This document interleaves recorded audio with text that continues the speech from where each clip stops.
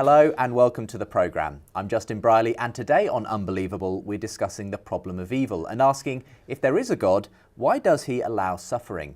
Well, joining me as usual are a Christian and atheist guest. Vince Vitali is Senior Tutor at the Oxford Centre for Christian Apologetics. His latest book, co-authored with Ravi Zacharias, is called Why Suffering, and aims to give a range of helpful responses to a question that simply never goes away. Here to dialogue with Vince is Julian Baggini. He's a philosopher and author who writes on a variety of subjects, including religious belief. As an atheist, he'll be explaining why the problem of suffering presents challenges for belief in God. So Vince and Julian, thank you for joining me on the programme today. Thanks for having us. We'll make sure to give links to your websites and that kind of thing later on in the programme. But just for the moment, we're tackling such a big issue today, and even in the time we've got, I'm sure we'll barely be able to do it justice. One that many people have debated down the years, down the centuries. But of course, in a sense, tragic stories never go away. They're always in our headlines, and it might be good to start by looking at one or two. Before we do that, let's have a quick introduction to you both. Vince, you're a philosopher, a Christian one. You work out in Oxford. How did you get into all that? I didn't grow up in a Christian home myself. I grew up in sort of a culturally Catholic home. I guess if you had asked me if I was a Christian, I probably would have said yes, but it meant that was something I was born into as an Italian American from New Jersey.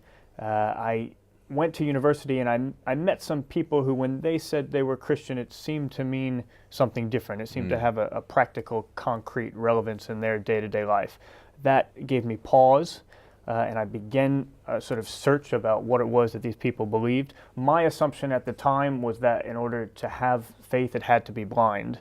You had to sort of park your brain on the side. I was pleasantly surprised to find people who didn't think that faith and reason had to be in tension, and it was partly through my interest in philosophy, which was already there, and digging deeper into some Christian philosophy, that I would say Christianity became a live option for me. Sure. It became something that I could see as plausible, and that opened the door to me taking Jesus seriously, taking his life seriously, starting to ask questions about whether or not that is someone who I wanted to follow. And then the philosophy just continued from there through graduate studies, and I teach that now, and I particularly enjoy interacting with the sorts of questions that I was interacting with when I was seeking faith for the first time, and the questions that I continue to wrestle with. You're not the first person to produce a book on suffering. It is a massive issue, as I said. What inspired you at this point to take that one on? Yeah, fair point. Why another book on suffering when there are so many? I guess part of my response is Christian, atheist, everyone in between. I think it's something that we're all called to.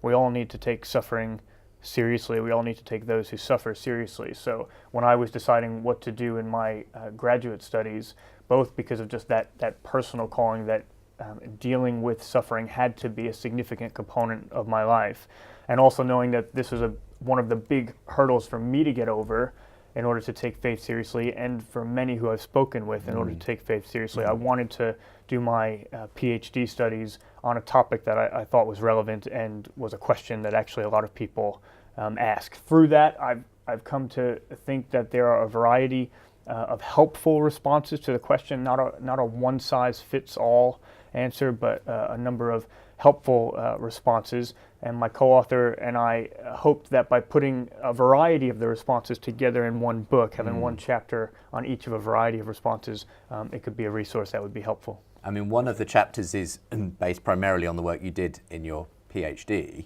Now, I guess you have to boil it down a lot, if you like, to make it accessible for the average person. Sure, that's true, but it's a great exercise.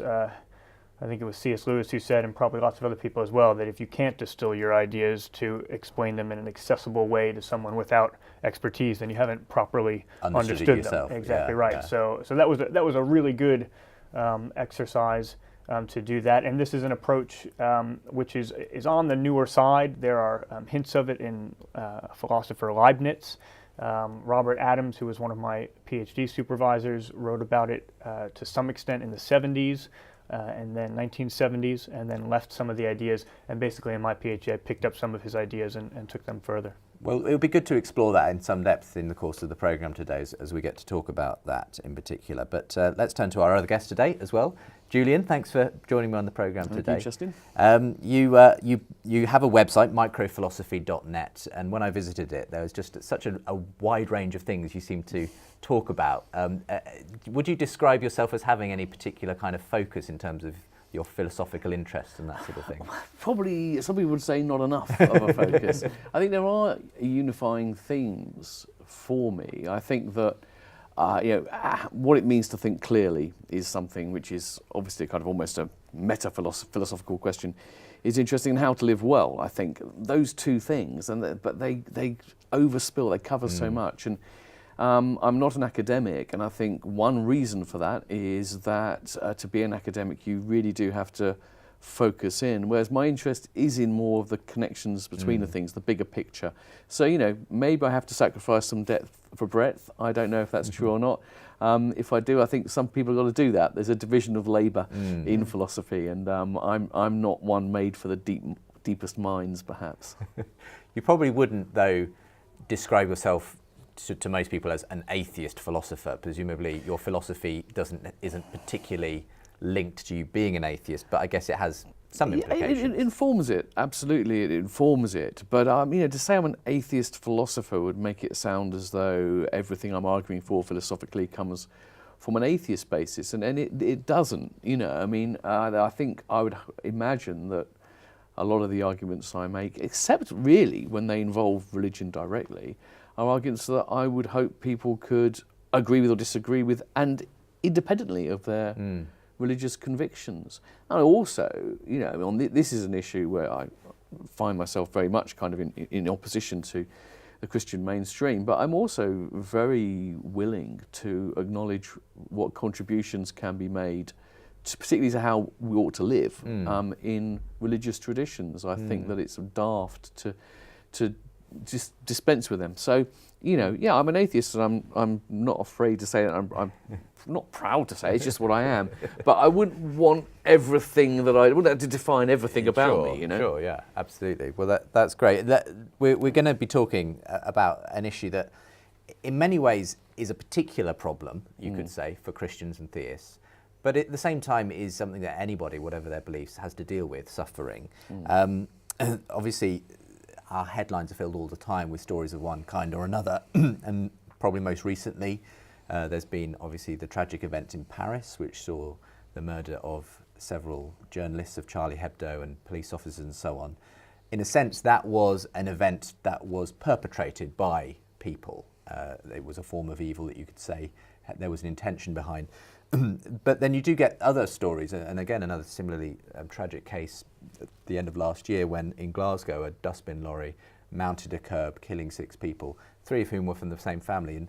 And that, when I read that, made me think, gosh, it just seems so random, it seems so wasteful. Why? And that is always the question you come back to, don't you? Where do you begin with that kind of thing, Vince, when someone is struggling, probably on a personal level most of the time, with a situation, a circumstance that's painful? I'm guessing you don't roll in straight away with your PhD thesis at that point. Certainly not. I think that's the first thing I'd want to say. It's not always the time to address or to try to respond to the question, why suffering?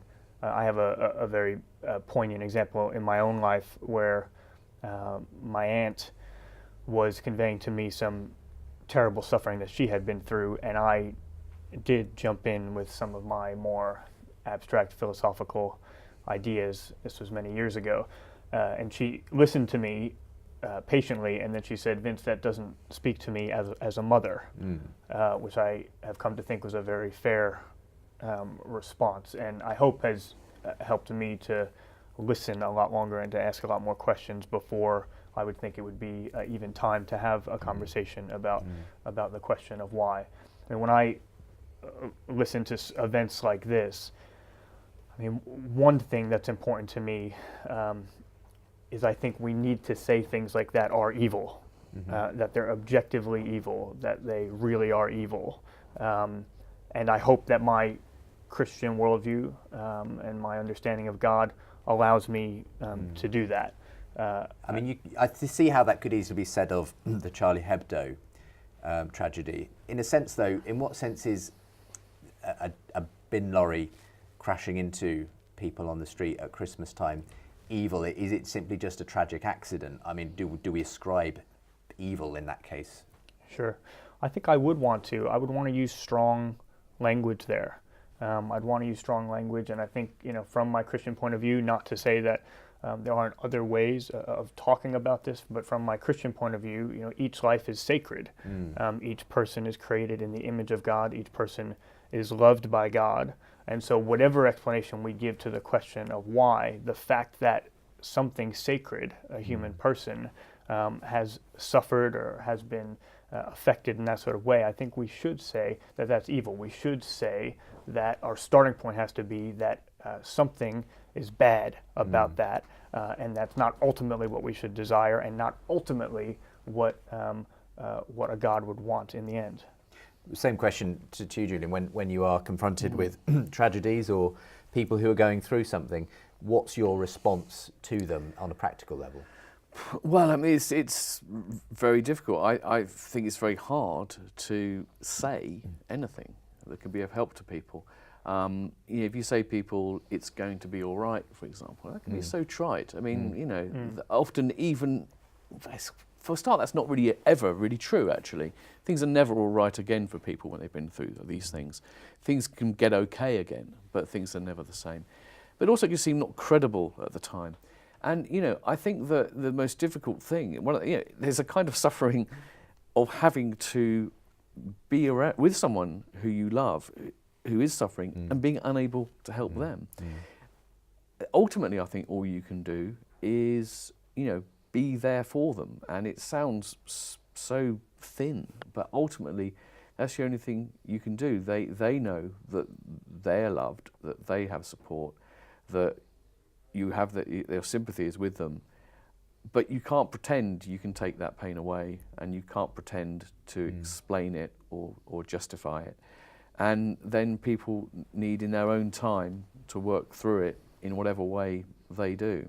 Do you ever go down the route as an atheist of trying to say that you're going to see why this, there's a reason behind this? I mean, you just can't go down that route, No, I don't think you can. And I think that's it's interesting how difficult it is.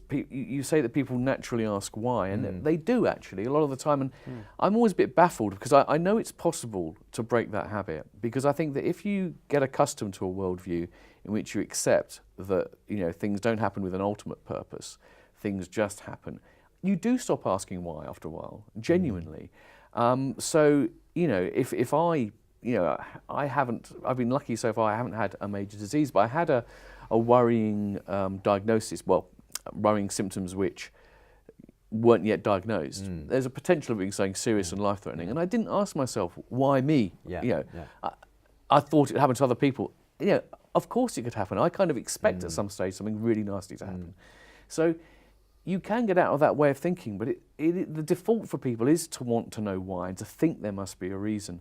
And if that's what people are thinking, it can be very hard to say there's no why, it just happens. Sure. Yeah.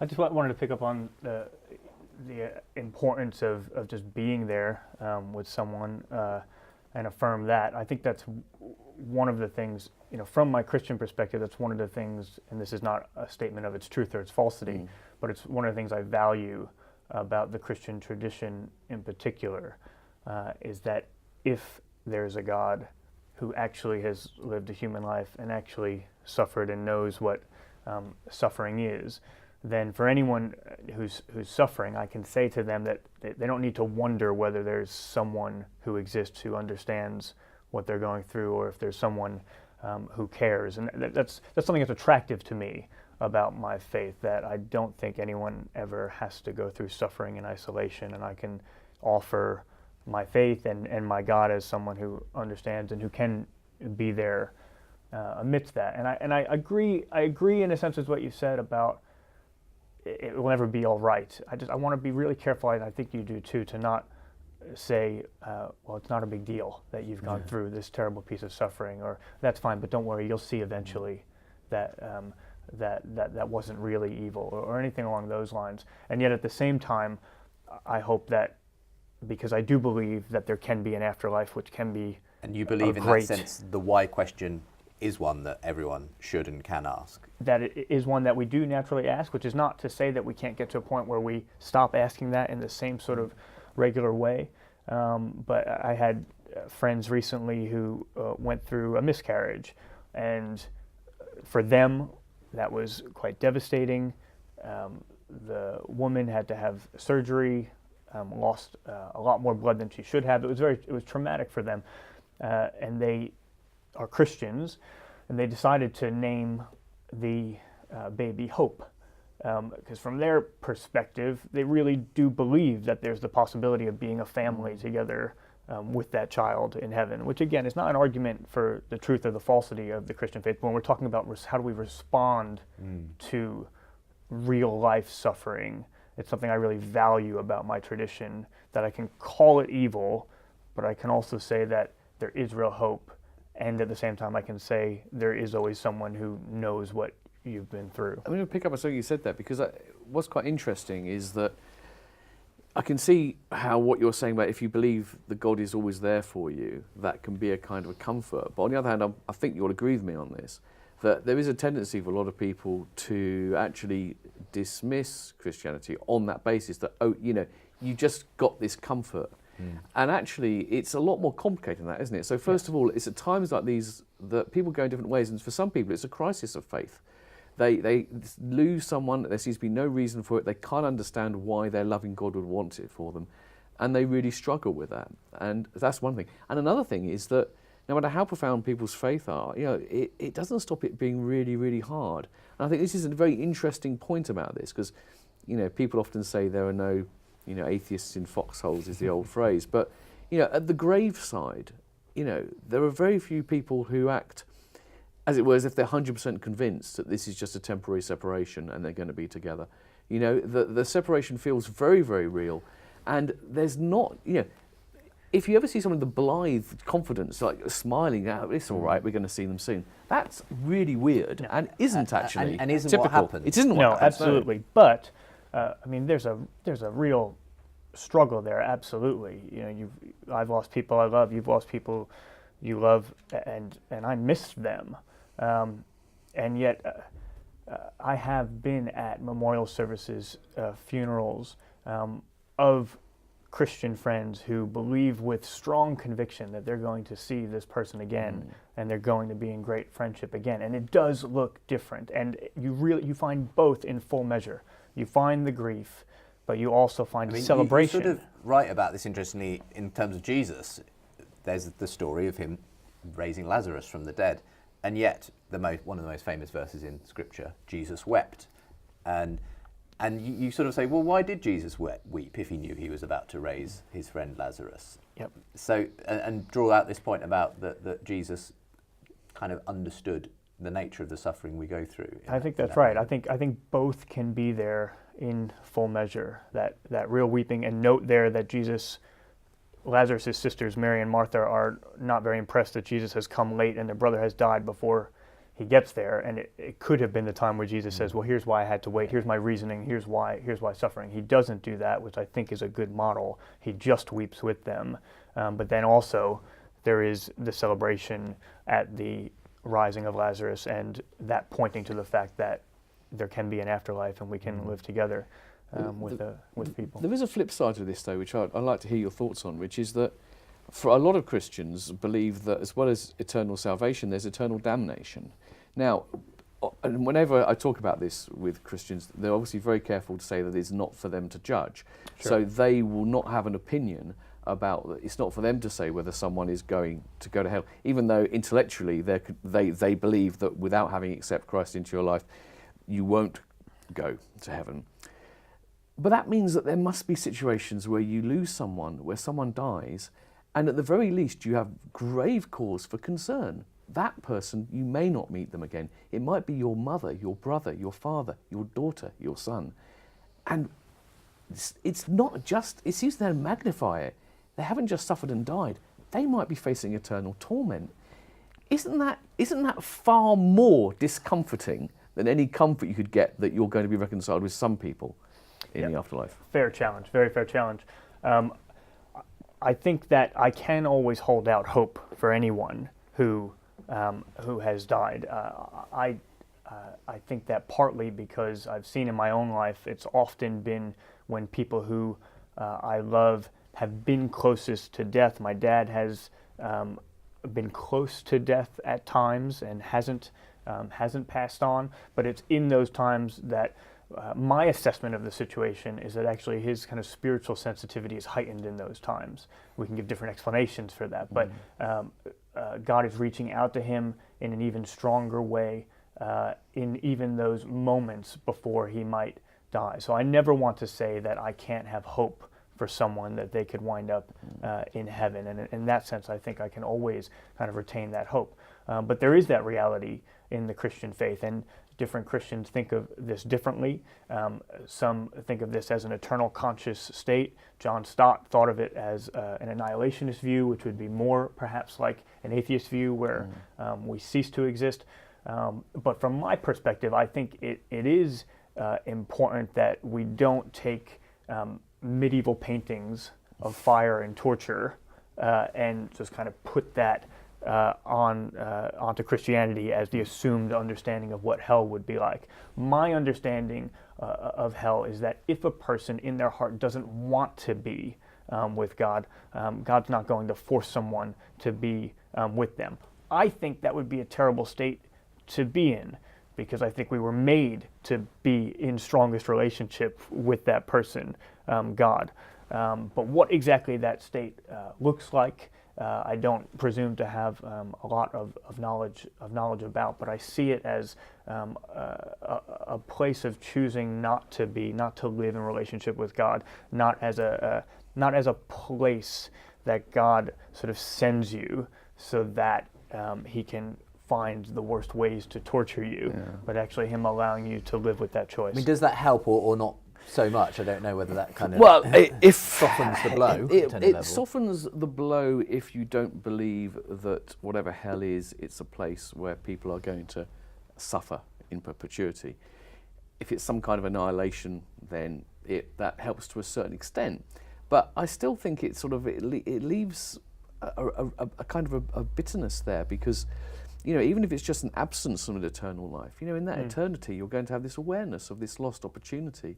And I guess, and the other thing that I have to say, though, that I find difficult listening to that is, you say about it's choosing not to live with God. I mean, that really isn't how it feels. I mean, I actually get quite agitated when Christians describe atheists like myself as people who are choosing to reject God or choosing to reject Christ. Because that's not how it seems. What it seems to us is, we can't believe in God because it doesn't add up to us for one reason or another. Now, if that's because we're too stupid or blinded or whatever it might be to see it, that's one thing. But it's certainly not a choice. It's not a rejection of God. And so I do find it hard to see. I mean, we don't drift too much. I find it hard to see how God would. I think that's fair. And I would just want to say that because of the way I understand God's character and His love for each person, that He would ensure that at some point, even if it is in those dying moments, He would ensure that each person does have an opportunity to choose Him if that's what they would desire. What I wouldn't want to say is, Julian, you have had the choice, and it's your fault for not making that decision at this point. Only God knows our stories and how He's reaching out to us and when that time is. Perhaps, Vince, it would be good, we don't have time to cover all of the ways in which you approach the issue of suffering in the book.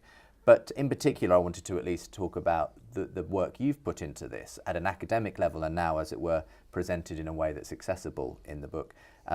You've called the chapter "The Response of Grace." Do you want to just briefly walk us through what this particular response to why God might allow suffering is? Sure. Here's the general idea, and I take this not to be a sufficient response in and of itself, but a component of a helpful response. I think oftentimes when we think about this challenge of suffering, we can tend to picture ourselves or those we love in this world with all of its suffering. then we can picture ourselves in a very different world with far less suffering or with no suffering. And then we might think to ourselves, we might wonder, if there is a God, why wouldn't he have created me in this world with far less suffering rather than in our current world and all of its suffering? I think that's a reasonable thought, but I think it's a thought that relies on a philosophical mistake, because it relies on the assumption that it would still be us, it would still be you and me as the individuals that we are in that very different world. And I don't think that's the case. I tell a story in the book of my parents on their second date, and they're standing on the Brooklyn Bridge. My dad notices a ring on my mom's finger, and he asks about it. And she says, "Oh, that's just some ring one of my old boyfriends gave to me. I just wear it because I think it looks nice." He says, "Oh, it is nice. Let me see it." She takes it off and hands it to him. And my dad throws it off the bridge and watches it sink to the bottom of the East River. The question I draw out of that is, my mom happened to love that. Okay, I think that was the clinching moment for her.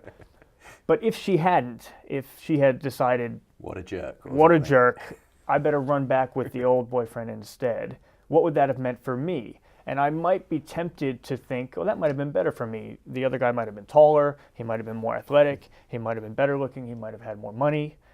But if I start to think down those lines, I think I'm thinking in the wrong way.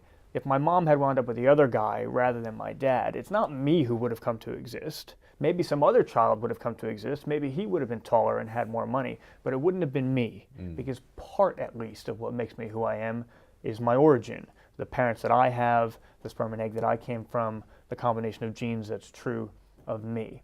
And I think sometimes when we think about the problem of suffering, something similar can be going on. We picture one world with us in it. We picture a very different world that we would have liked to have come to exist in. And we don't think about the assumption there that it would still be me in that world. I then couple that idea with the question, what if it's the case that God really likes the idea of each of us existing? What if it's the case that God actually loves each individual person? What if he created the sort of world that would allow us to come to exist because he wanted us to exist, because he desired to invite us into relationship But for you with to himself. exist as Vince Vitale required, probably, in your parents' lives and their grandparents' lives and great-grandparents' lives, a fair bit of suffering that kind of created the kinds of events that led to your parents meeting and you sitting here. That's right. And certainly if whether or not my dad throws a ring off of a bridge can affect who comes to exist, then changing big things about the universe such that it would be one that wouldn't have the threats to natural disaster or the possibilities of evil as a product of free will would certainly be enough to say that we wouldn't come to exist, or perhaps even beings of our type. And in a sense, if you like, God is willing to allow that the level of suffering that we do therefore experience and see and evil and so on in the universe, because he thinks the end product, i.e. you and me and Julian, is worth it in the end. Yeah, not because he desires the evil and the suffering. And I want to be careful here not to portray this approach as an overly instrumentalist one, where it's kind of, is this suffering allowable for that end? Yeah. I don't think of this so much as a greater goods approach, where we say, here's the evil and suffering, does the good outweigh the evil and suffering? I think of it more of a love for individual persons approach. I don't think the primary question in God's mind is one of a calculation of whether or not we get overall maximal value or greater world value on this approach than on that approach. I see God as aimed for beings like us, and perhaps also the individuals that come to exist, and creating out of love for those. That doesn't mean that it's an easy choice. Just like I don't think it's an easy choice for human parents to decide to have a child. You're doing something that you know full well, if you do that willfully, is going to result in serious suffering, because any child, even with the most favorable life, will undergo serious suffering, and ultimately one day death. So you're doing something, even as a human parent, that you know is going to result in serious suffering and in death. But we think that it could be still an act of love or even an act of courage if it's done out of love for that child, with a commitment to do everything you can for that child, with a commitment to make sacrifices for that child. And so I want to think about God in a way that's sort of analogous there. That's a really interesting way of putting it. Okay, well, you got here in a sense what sometimes is technically termed a theodicy, a way of explaining why there might be suffering, why God might allow that. Because of some other purpose, greater purpose, you know. What do you make of this particular one? I think there are several problems with it. I mean, one is I think Vince is exactly right, that in a way to wish for a universe in which there was no suffering would be to wish yourself out of existence. But that doesn't solve the problem, actually. What it merely shows is that, you know, actually, if you ask the question, why did God? You can think intellectually it would have been better for God to have created a world with no suffering or less suffering. That would have been better. Now, I wouldn't wish that for myself because it meant I wouldn't exist, but it would still be better. So, you know, one can judge that it would be better without suffering while acknowledging that would mean not you, right? But the second thing is that the parental analogy is an interesting one, but I don't think it works for what you're saying because, okay, let's take your parents. You say a parent loves their child and that's why they bring them into the world. But until that particular child has come into the world, your mum did not love you before you were born. If the night you were conceived, one of them had a terrible headache and a different child had been conceived the next day, they would have loved that other child equally as much. Now, similarly, from God's point of view, it seems if you believe that God loves each and every one of us, and he loves us for who we are as individuals, not just because we're carriers of whatever, that might all be true, but until anyone comes into existence, the range of possible people who could have come into the existence is infinite. And it would seem weird to me to think that, you know, God had to arrange things in this way because in his plan, he wanted Vince, Julian and Justin to come into the world, as opposed to any number of other possible people who would have come into the world and would have been just as lovable, because that would be the point. Your idea of God and an idea of a parent is not that they create children or human beings and they only love the ones that fit their pre-existing template of who they are. Okay. They love them whoever they are. So I can't really see how this explanation actually explains why how God it is did analogous. it. No, Okay. I think, yeah. Right. No, good challenges. Yeah.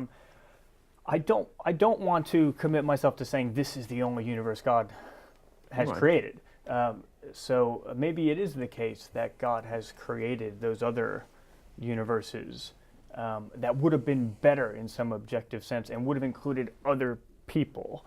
All I want to say is that it's not clear to me that God has shown he's done something wrong if he also creates our universe and the individuals that are included in this universe. If we think to ourselves, God has wronged me by creating a universe like this, I think that's at least a more complicated question than it initially seems like. If I wouldn't have existed otherwise, and if I'm offered a life that is good on the whole. But I agree that there's no reason to think God wouldn't have loved other beings, other types of beings, or even other beings like human persons who are different individuals. And I have no problem with speculating that God could have created lots of universes with lots of different types of individuals as well. Does that help? Well, it kind of helps, but I don't know. To me, it seems to have undercut the force of the theodicy, because unless there's some, you know, the argument seems to rest on the thought that there's something important that the people who happen to have come into existence came into existence, and that could only have happened if everything else had been true, including suffering. And I'm not sure what you said there really deals with that problem. So I'm happy to defend that a little bit as well. All I feel I want to say and need to say is that however many types of beings God has decided to create, and I don't think he would have an obligation to create every single kind, but whichever ones he created them out of love for the individuals who came into existence. I think that's all that I need to say on that point, and as long as he does that, I think I'm okay. with the way I'm understanding it. It's not the case that God would have wronged any of the beings who he didn't decide to create, right? Because they never come to exist. So it's not like they've been harmed or wronged by God making a decision not to create them or not to create them at a certain time. But whether he's created just us and this universe, or whether he's created many universes with lots of individuals, I want to say that he's done so because he desired that individual, those individual persons. And those specific people, as opposed to it could have been. Well, any... that's a strange thought, I think. Because that's a good challenge, and I'm happy to think about the approach in two different ways. It could be the case that God is aiming very specifically for individuals. But if you're someone who believes in free will, and if you're someone who doesn't believe in Molinism, meaning if you're someone who doesn't believe that before creation God would know how every free person would act in any situation he could put them in, then even if God could know everything from an outside of time perspective, the way that he knows certain things in the future is because they actually happen. And it runs from the thing actually happening to God knowing it. If that's the case, then that knowledge of how we act freely in the future is not knowledge, even if God has it, that he would take into account when creating. On that version of this approach, what I'm wanting to say is that God could still aim for beings like us.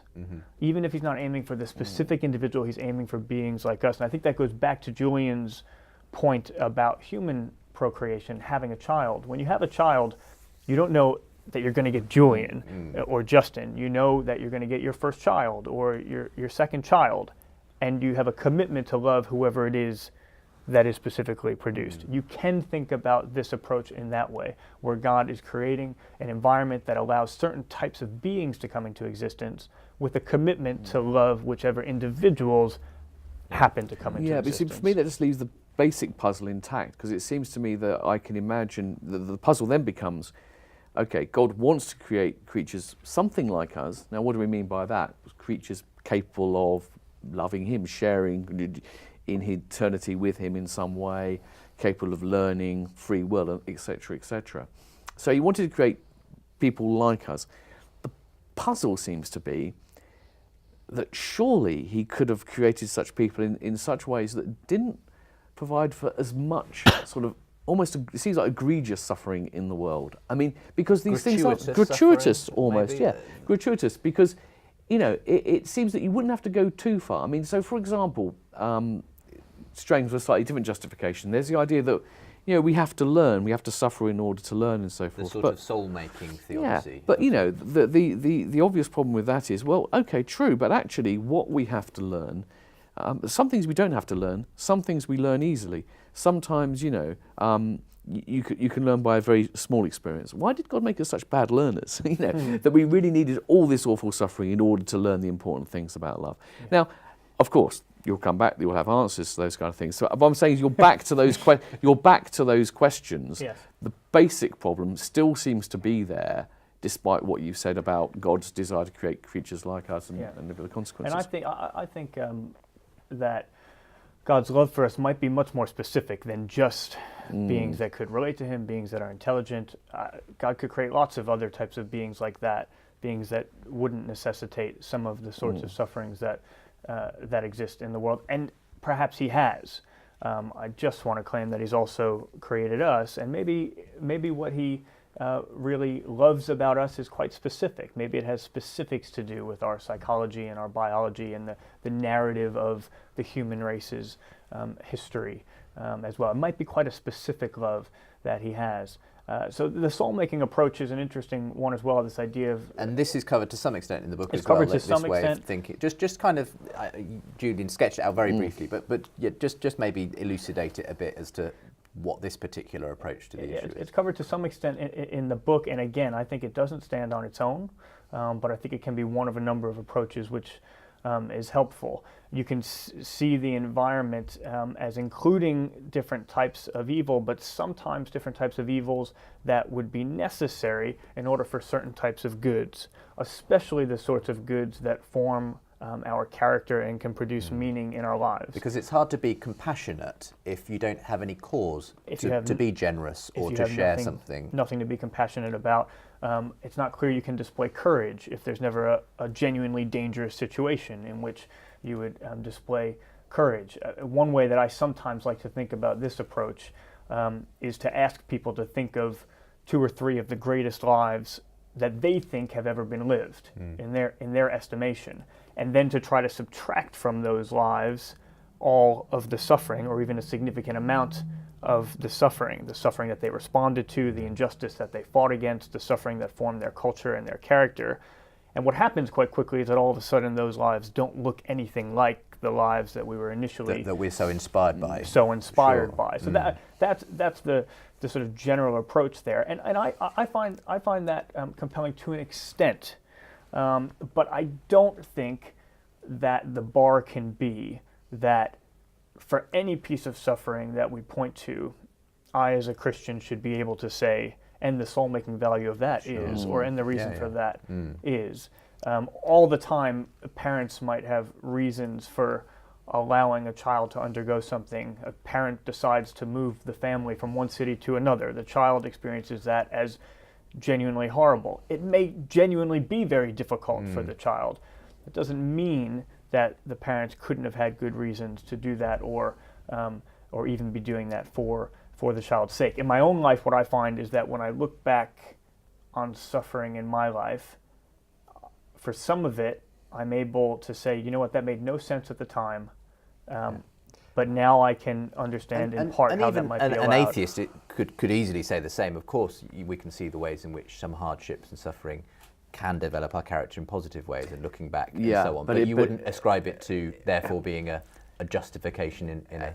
and it also seems to be, it seems very unfair and excessive. So, for example, I mean, there are some examples we could point to which, the suffering was just dreadful. You're talking about, the killers who sort of tortured horribly their victims before they killed them and so forth. Now, you ask yourself the question, why on earth could that possibly have been necessary, given the fact that if we're going to have the general idea that we need to have suffering in order to respond with compassion, well, most of us don't have to be confronted with that degree of suffering to learn. So clearly, there's not a general principle, no, we really must have the most awful suffering, otherwise no one can learn. Most of us don't. These seem to be excessive cases where it's like completely over the top. But in that particular case, I guess Vince might want to bring in another theodicy, that free will, there's someone who is carrying out such a murderous, torturous act. Well, we're again, but the problem there is that, I mean, that seems odd again, because whatever free will means, it's clearly a capacity. The capacity to free will is got to be something that people vary in their ability to exercise. Psychopaths and sociopaths, there's no credible account of free will which can say, no, those people had exactly the same degree of free will as an ordinary person. They have some, major flaw, and that is a flaw which has emerged in the natural world, which, if you're Christian, God has created. So, again, if you want to allow for free will, that doesn't explain why a heck of a lot of cases which go way beyond what is needed in order for people to exercise their free will. And in the case of people with psychopaths and so forth, it seems those individuals themselves have got some kind of free will deficency and problem. They're not. It's not so much free will as they're mentally ill or whatever is going on. Yeah. I think it's important, from my perspective, that there is. Although I completely agree that suffering often seems excessive, and that there are certain approaches which I would particularly not want to say this is a good approach for that type of suffering. I would not want to say that the world is a classroom that we're learning through, and someone had to go through truly horrendous suffering in order to learn. There are certain ways that are appropriate to teach someone, and there are certain ways which are not. So I wouldn't want to apply each approach to each type of case. It's important to me on my beliefs that there is a limit to the extent to which we are in a sense, required to be in this state of suffering, that it lasts for a certain amount of time, that there is a certain pain threshold after which our bodies turn off. That's not in any way to underestimate the degree of suffering that is a reality, but it's important to me also that there are limits that are placed on that. And what I find when I look back on my life, and I think this is what I would expect to find, is that I look back on some suffering and I say, okay, yes, I can, at the time that seemed utterly pointless and terrible, I can now look back on that and see how there's been some meaning that has been made out of that. It just doesn't necessarily mean that God determined it for that reason. It could have been a result of free will, but it could be why God might have allowed it. But then there are other things I look back on in my life and I still just say, that seems utterly pointless. That seems terrible and utterly pointless, and I have no idea why God would allow that. But as I get older, hopefully as I get more mature, I'm generally able to reflect back, and little by little, more of that I can find meaning in. And so if that's the case, and if God's much more knowledgeable than I am, maybe that's what I should expect to find. I can see the connections with some suffering, but not with all of it. If I could jump in and ask you, at this point, Julian, the subtitle for the book is Finding Meaning and Comfort When Life Doesn't Make Sense. As an atheist, do you talk about meaning in the context of suffering? Because, or is that sort of out of bounds in the same way that you say the why question kind of has to be dispensed with at some level? Well, do you have to just accept, in a sense, that the evil and suffering don't really have any meaning? Well, you do in a sense. I mean, meaning is an interesting word. One has to unpack it. But in terms of purpose, then no, that's end of story. The standard kind of atheist answer on meaning is, and the one I'd agree with, is that we can find meaning in the world, but in a sense we kind of have to create it. And that's not just a sort of like a whimsical individual thing. We find it collectively as well, and we find it in things that are seen to be good and other people also believe are good. So it's not just you can decide anything's meaningful and anything isn't, but we have to kind of create it in some way. And so in that sense, suffering becomes a challenge. You either have to sort of like deal with it in a way that you can get over it, and in that sense, turn it into a meaningful experience, or not. The point is, and this is the hard side of atheism, which I think some atheists don't want to acknowledge. They want to say that no, everything's left lovely in the garden. Is that sometimes there really is no meaning to be found, although actually, interesting enough, even Vince says he can't see the meaning. And so from a practical point of view, we're in the same boat a lot of the time. Vince thinks there's a meaning, he can't see it. We don't think there's a meaning and we can't see it. Sure. Sometimes though, things go wrong, and you're talking about looking back of your life, but we're here as the survivors. There are people who can't deal with the suffering, who take their own lives, or who go under in some other way. And the difficult pill of the atheist worldview is to accept that for some lives there is pain and there is suffering and there is no redemption. That is a deep, dark fact about the universe which we have to accept. That is not necessarily easy to do. But the fact that it's difficult to accept it from the atheist point of view is not a reason itself not to accept it. The atheist would say we have to just be honest and accept that there are awful things about the universe, and they just are. Let's talk about that just as we start to close things up, and before we have some final thoughts. For you, as much as the problem of suffering does present a serious challenge to Christianity, Vince, what do you make of, as it were, where an atheist goes when it comes to suffering? Is it easier for an atheist, or at some level, it could be said, and I've heard other people say, in a sense, I'd rather be confused about what God's up to when it comes to suffering, rather than thinking there really just isn't any meaning and we're just floating and it's all random at the end of the day. That's not what you've said, but that's what some people sort of do say. Yeah, I mean, I take great comfort in the hope that I think I can find in a loving God existing, and in the possibility of an afterlife where people can have a great eternal life. I pretty recently had an experience with my best friend's father, where he was on his deathbed. My best friend asked me to go and speak with him. His understanding, he did believe that there was a God of some sort, but his understanding of what it meant to be right with God was try to do more good than bad. If you've done enough good, at the end of the day, you're going to go to a good place. If you haven't, then you're in trouble. And he reflected back on his life and was coming to the conclusion that he was in trouble. And I was so thankful to be able to sit there and think, no, hope is not lost, even on this person who is just, days from their death. And I can say, not only does a God exist, but a God who is not like a Santa Claus or a Father Christmas who's just counting your goods and your bads, a God who loves you more unconditionally for that. From my Christian perspective, a God who did himself everything that was necessary in order for you to be right with him, not relying on you to be able to do enough to make yourself right with him.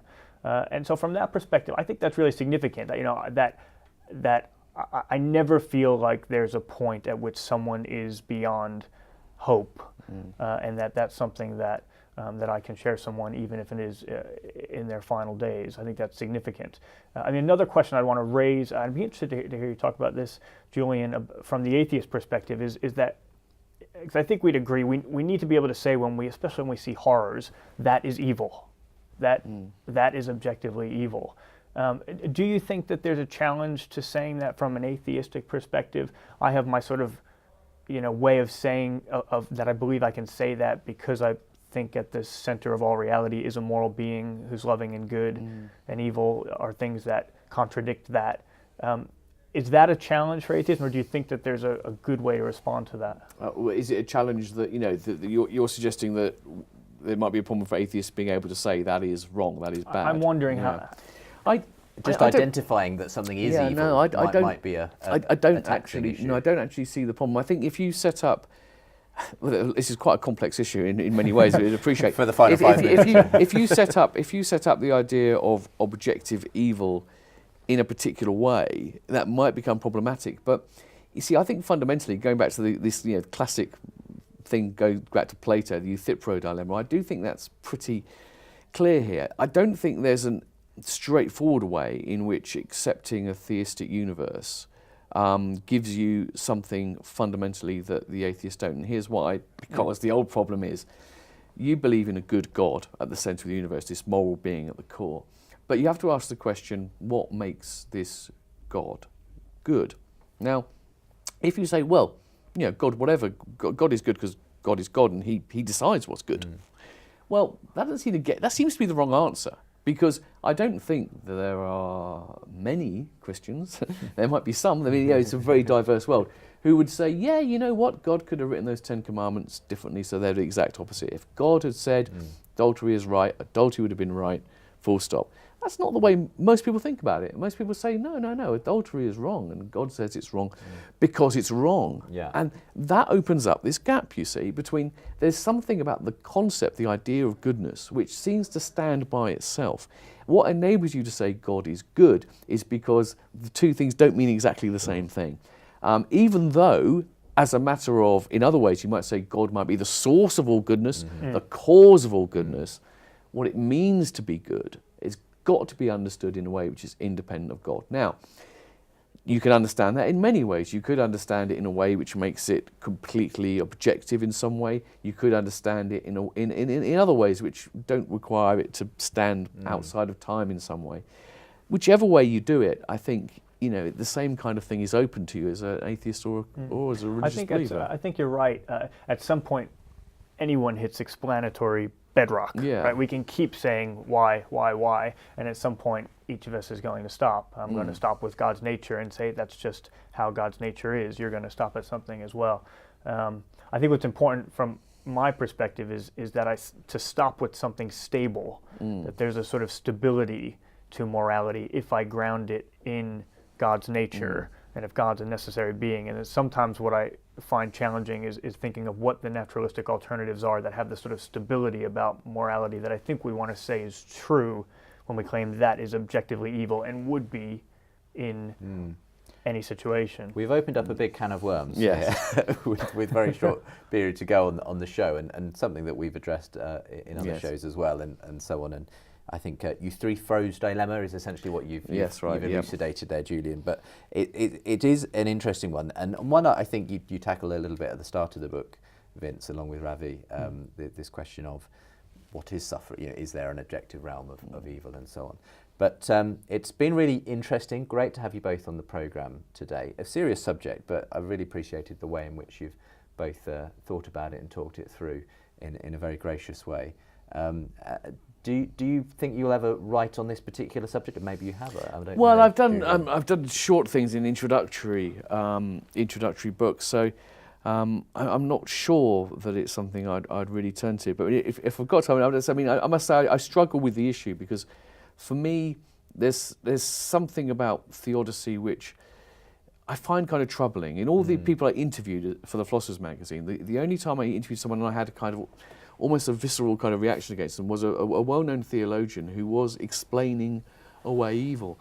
And it seems to me that I think, Vince has said this at various points, I actually think the only honest way to deal with suffering as a Christian is to say that in some way it's got to be for the greater good. Right. But it is utterly mysterious how it is. I think the moment you try and make sense of it, you risk sort of sounding crass and almost obscene at times, Yeah. And I so in that sense, I don't think it is a decisive objection against religion. But I think the best response is not to try and explain it, but to truly embrace the idea that if there is a God, then this God is in lots of ways way beyond our comprehension, and we should accept that mystery. The problem is that, as a matter of fact, people only tend to embrace the mystery when they reach the difficulties in their own position.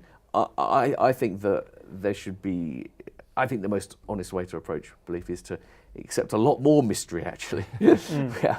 One of the ways in which I try to move away from a greater goods approach a bit, I think, in part for some of the reasons that you've given, is by trying to focus on people, saying that ultimately, if I believe in a loving God, his central concern has to be about people, about individuals, and about love for them, not about these questions of can I get more generic or global or maximal value this way. And inevitably, as we said at the beginning, a theodicy is not what someone in suffering usually needs at the moment they're suffering. But it's been really interesting to have you both on the programme. Thank you very much, Julian and Vince, for being with me. If you want to find out more about both my guests, theocker.org for Vince Vitali. Julian Bagini is at microphilosophy.net. I'll make sure to post some links to books and further resources if you want to find out more. In the meantime, thank you very much for joining me on the show today, Julian and Vince.